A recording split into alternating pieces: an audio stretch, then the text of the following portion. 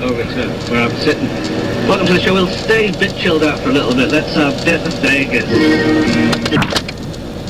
Hey, how you doing there? Here's Birdwatcher, actually the Birdwatcher with Afternoon Tales.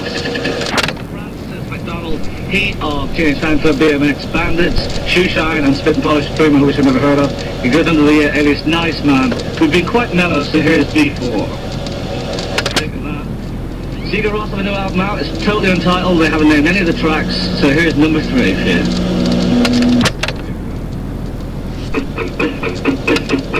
Chris Hawkins up after we warm you all up for the next 2.5 hours. Lawrence Bell from Domino Records is coming in very, very shortly after some tunes. From the BBC. Music.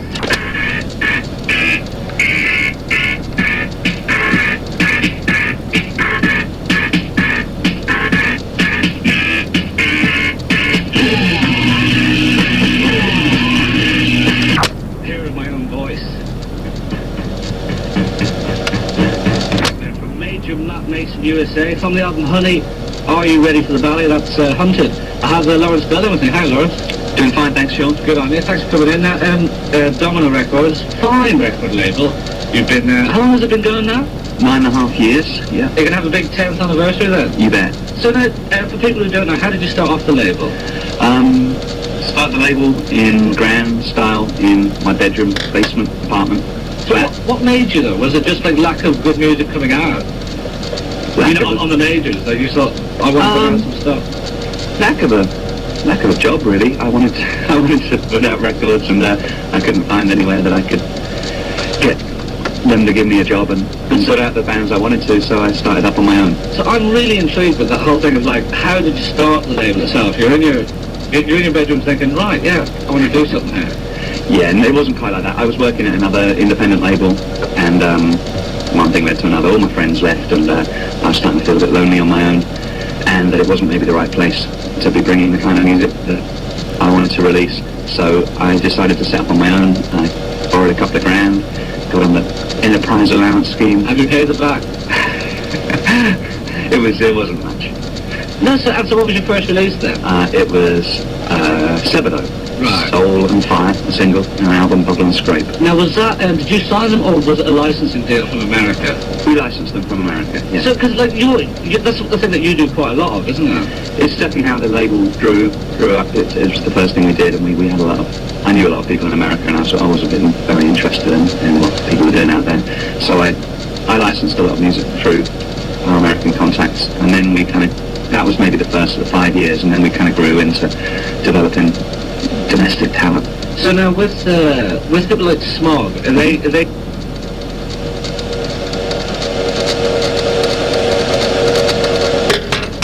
record, not a great record, no. Record, did you say so? Yeah, but eventually they're going to get over that, but obviously there's going to be comparisons with Pave, for the first couple. But it is great music. But now, so the fact that this is going to be from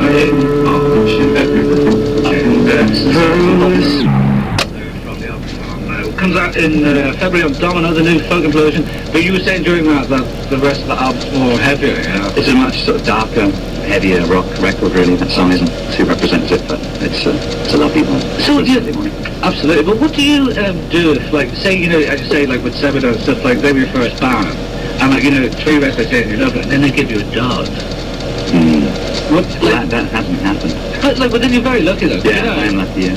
But it must be like you must have thought about, how do you feel like when, say, like one of your long-term bands gives you the new record, and you breaking it, and you go, oh, this one isn't. It must be really weird. Yeah. I don't know, I can't really answer that. No, but I'm not talking about anyone in particular, but just the idea of, like, do you have a process, like, when you get the new record and you hear it for the first time, do you have to go into a room on your own and listen to it, like, 4 or 5 times to get the... Yeah, I like to, just listen to it over and over again and get inside of it. We just have to have complete faith in everyone we work with, just I think that's fantastic. To deliver, and records aren't necessarily better or worse than each other, they're just sort of different, and you might hope that they're going to make a record that more people. You know, every time you want the record to appeal to more people and more people to turn on to the music. But you know, sometimes willfully artistic artists will make the record they want to make, and it might be something that just turns left and isn't going to make them any new fans this time around. But the one after might again. You know. So, what's your biggest seller now on the label? I think Pavement were definitely the biggest. See, you still didn't cry. I get it. Yeah. But now... Not for long. Not for all the time. But at the moment, because like I suppose Clear Lake are one of the bands that they're totally yours, and that's right. You're paid for all the costs and stuff. Yeah. So that must be quite hard for you as well. Yeah, it ain't cheap. Yeah, it ain't cheap. Yeah, it's a lot more expensive to sign bands and record them and develop them here than to just pay a fee to license the rights for Europe or whatever. But then because they're kind of more yours. Do you have to put in a lot more work with them and be careful because it's like the bottom line is it's your money there, isn't it? So they're spending. It's always our money, but yeah, you probably you do have to work a lot harder for the British acts, the things that you're developing from scratch. Well, we played them last week, but we will play them again as well. But we're coming up to the hour, then we're going to open up the D-Twin. That's a new single. All right, Swiss Air. Swiss Air. It's very hard to tell actually from the packaging. Is this your idea? Not my idea. No, they do it themselves. Well, we're going to listen to that straight after our lovely little jingle on the hour, which is your favourite Six Music. Swiss Air. I'm Sean Hughes, and it's the Six Music from the BBC. I'm in conversation with Lawrence Bell, who he is Domino Records, to be fair. It is pretty much, I know you've got staff and stuff, but you're on Domino Records. Oh, Domino's a thing, it's a label, and that's not just me. Yeah, but I'm the boss. Yeah, okay. Fair enough. Now, we were going to... last week we had Simon Raymond who produced the Clear Lake album. He played a track of us, and then you were saying today when he came in that you got the shock you they've no one supposed to have. Yes.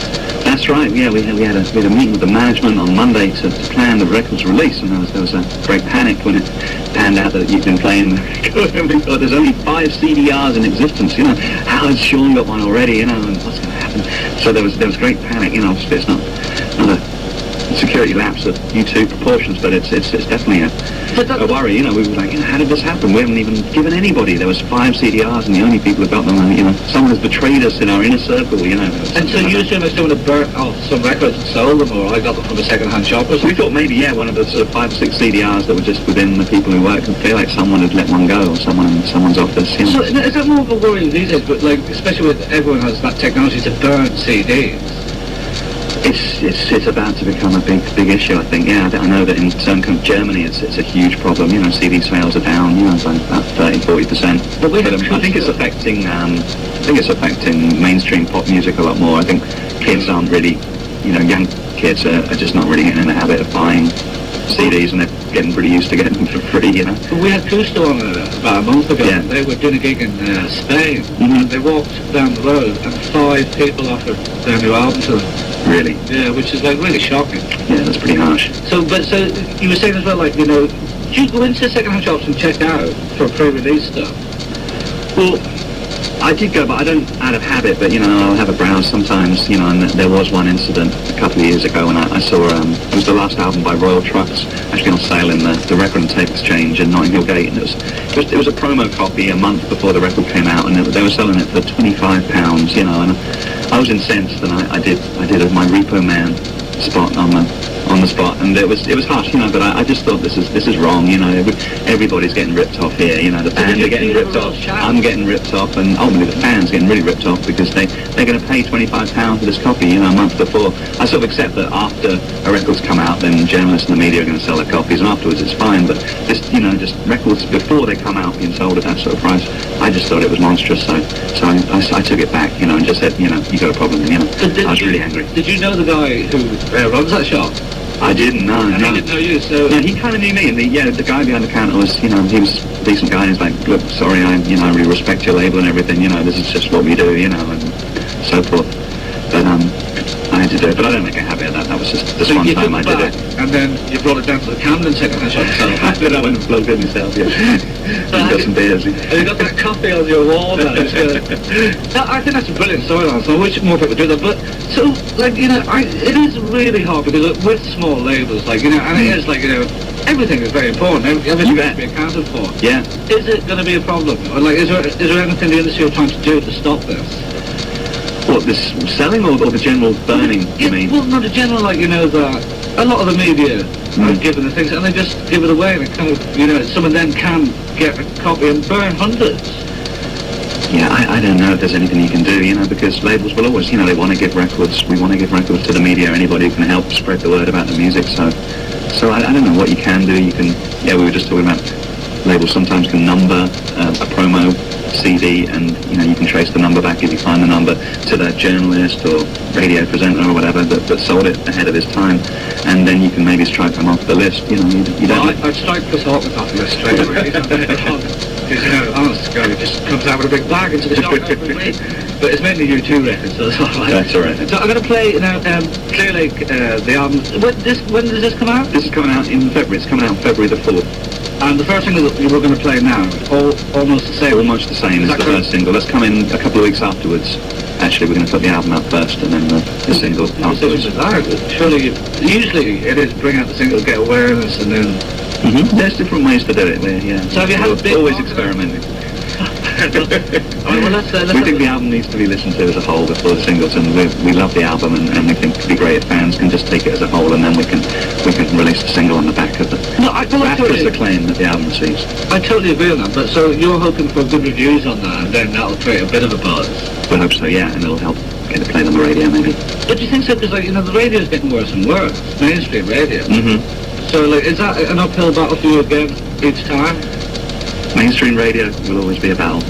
Because it is that thing of, like, you know, there's a couple of mavericks, like, you know, you'll get a couple of cursory plays off Peel and stuff like that. Mm-hmm. And is that a little bit frustrating because you're getting the same few, you know, people will play it, and just, you know, you put all this effort into it, and, like, you know, still mainstream goes well. Yeah. 10 years of rejection. Come on, then you 9.5. Here's a new Clear Lake single. Like, exclusive there, if you're almost the same, the single which comes out 2 weeks after the album launch in February. Lawrence Bell is with me from Domino. We've been talking about... You know, interestingly enough, you've now set up an office in America. That's right, yeah. So is that to look for American bands rather than licensing, to find them first over there? It's not actually. It's more for sending the British music out to America from here, which is different from, you know, traditionally we've been bringing American music and representing that in Europe. So now we're going the other way, and we're taking the music we're signing in the UK and sending it to America. Well done. Tables are turned. And you were saying Clinic, which is one of your bands, they're making waves. Making waves. They've had a great year. Yeah, they've sold quite a lot of records, and they're touring a lot out there. They were just on the David Letterman show a couple of weeks ago. Great press, and selling out to 1,000 people a night in every town. So what happened there? Traveling on a big back tour bus, you know. So how do they do that? Because, like, so many British bands don't seem to be able to make it in America. It's really really intangible, you know, what the Americans will go for. I think, you know, you just can't second guess what there a break their that happened? Not really, just I think it just captured the imagination of the Americans. I think, you know, these strange guys from Liverpool in masks making this terrifically unusual music appealed to them somehow. I think they had that, you know, who the hell is this sort of factor that... So, like, is it sometimes missing? It was, I think Radiohead's endorsement of Clinic helped a lot. Radiohead talked about the band in the American press quite a lot around the time of Kid A, and every member of the band did this poll in Spin magazine and just said, oh, the record of the year was the Clinic record, and they all talked about it extensively. And so I think there's this huge generation of a community of Radiohead fans on the net, you know, saying, hey, check out Clinic, check out Sigur Rós, and whatever Radiohead were endorsing them. I think that was a big help. But, you know, they had great press from the off, and they got out there and they played, and people loved them, and it just rolled from there, really. And was it like starting off doing sports lots, or did they just go out and do their own thing? They went out and did their own thing, pretty much straight from the off. And who else have you got in this who you hope to kick into orbit in America? Fortet has been out there quite a lot. Kieran Hebden has Fortet. He just finished a tour with the Super Furry Animals, and he was also on a Ninja Tune tour earlier in the year. He's touring next year, so he's doing quite well. And we're also signing groups which aren't necessarily on Domino here. We can sign for Domino in America, licensing from Europe, so we put out some other things. We're putting out the record by the No Twist that you might remember came out on the Six Lang in the year. Yeah, I like them a lot. So we're putting out their album in America, and a guy called The Lone Pigeon, I don't know if you've heard him. I have actually. Yeah, I'm like, it was really recommended to me, but probably overly, because then when I listened to it, it didn't live up to the hype. But it's an interesting record. It is an interesting record, yeah. I like him a lot. He's the guy who was in the Beatles band. Yeah, he was a founder member of the Beatles band and co-wrote a lot of their earlier songs before retiring. So was that your idea to do that licensing in America? Because it is quite a clever little ploy. Yeah, it was, yeah. But it's fun, you know, you can just draw a new picture for the label and do some things that you don't get to do over here, you know. And I take it you're collecting a lot of air miles as well. You bet, yeah. So now we're gonna play one more track of from Domino. Now this guy here, Jason Lowenstein, tell us about him. I haven't actually heard of him. Well, Jason is essentially one of the, well, he's the co-songwriter in Sebadoh with Lou Barlow. Right. And yeah, he's maybe not as, you know, he's not as well known as Lou, but he's always written a lot of the songs, you know, a good third to coming up for a half with every Sebadoh record is actually, he writes and sings them, but he's kind of like the unsung hero of Sebadoh. And so while Lou was making the Spoken Implosion record, we encouraged Jason to make an album of his own. So like no wonder, like no one splits up in your label, you just like break off into other bands. Exactly, yeah. You end up with 3 bands out of every one. Every time a band breaks up, you've got 3 new bands. Exactly.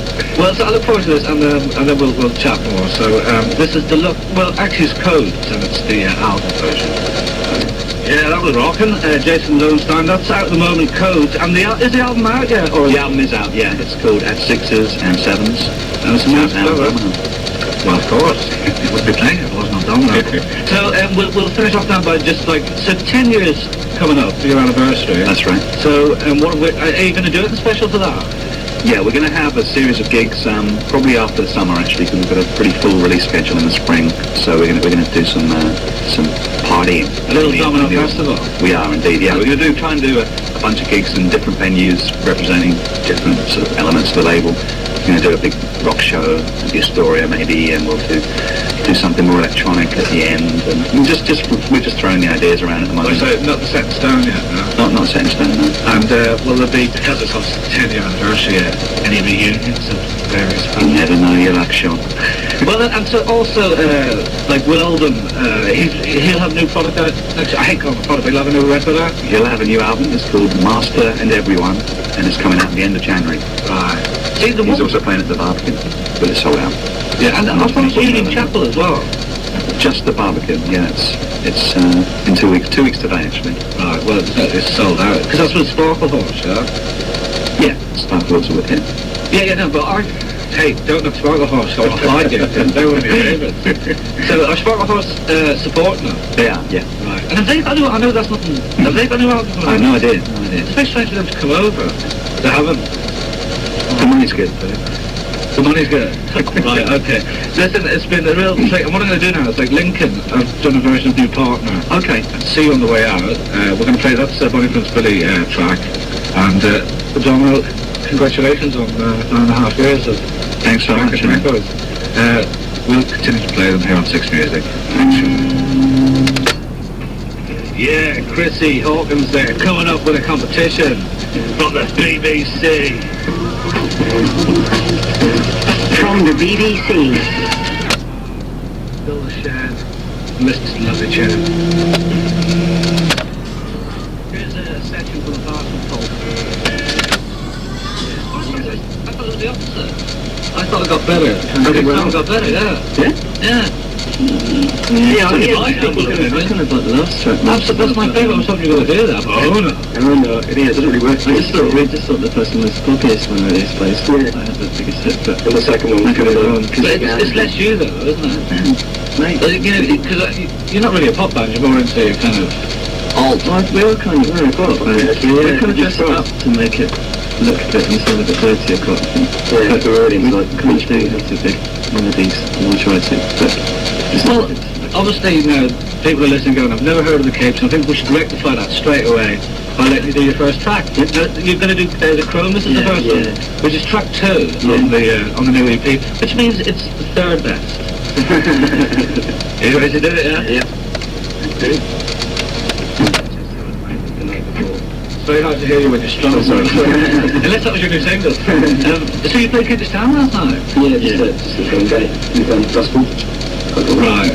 So, did it go well, yeah? Yeah, very good. Yeah. And so now, acoustically this isn't too far off, because, like, you know, you are quite melodic and stuff, so, you know, with the full band, when you did the songs live, is it more rock out? Yeah. I mean, we've got pretty much like we've got like 2 or 3 acoustic songs like the ones we just played, but the rest of them are kind of a lot more Pixies or Pavement-y, really. Yeah, I like the sound of that. Yeah, Which one's Crystal Palace? That's me. Were you there yesterday? No, we were going to a gig today, unfortunately. Yeah. So what? This gig at the Gate was on at 3 o'clock or something? Well, you had to get there about sort of 4 o'clock to sound check and stuff like that. They could have done it without you, Richie. Oh, I mean, the lovely band doing that to see it. I don't think you went off it. I haven't been for years. You know, the rubbish stuff. Yeah. And I think you're the first band I've ever come across with 2 Ruperts in the band. It's a peculiar trait. It's a Right now.